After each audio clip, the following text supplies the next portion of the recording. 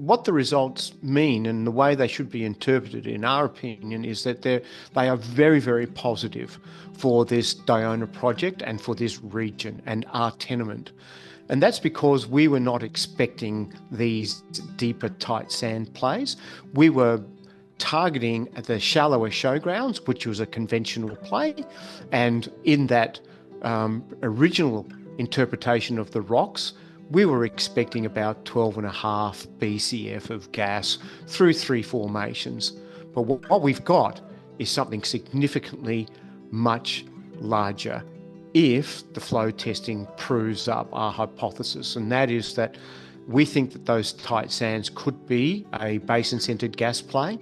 And regionally, these basin-centred gas plays are multiples of what we have disclosed in our prospective resource estimate. So if the flow testing is positive, we would expect to see a significant re-rate in our prospective resources. So things are very, very positive for the Xstate shareholders, in my opinion. These plays are comparable potentially to the deeper canyon sandstones that Omega has, about 65 kilometres to our right, and Elixir sort of 15, 20 kilometres to our right, noting that our sands are shallower at that 23 to 2500 metre mark vis-a-vis Elixir and Omega that sort of start at around the 3200 metres and go through to, I believe, 4500 metres.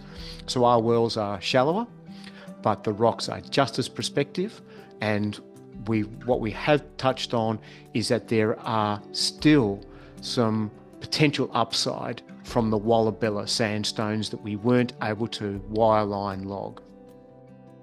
So the next steps for the Diona well are for us to formulate a plan for testing, and that includes both perforation and or stimulation. So we were expecting to get conventional sands, and we were hoping to get tight sands. And the tight sands, just to repeat, are the potentially much larger formations and or the much larger resource bearing formations than the conventional sands. The unconventional sands could be simply perforated, and we would expect those to flow freely, and we've got 2 of those zones, but the real gold will come from perforating and possibly stimulating the deeper tight sands and seeing how they flow, because that will yield us a potentially much larger increase in our potential prospective resources.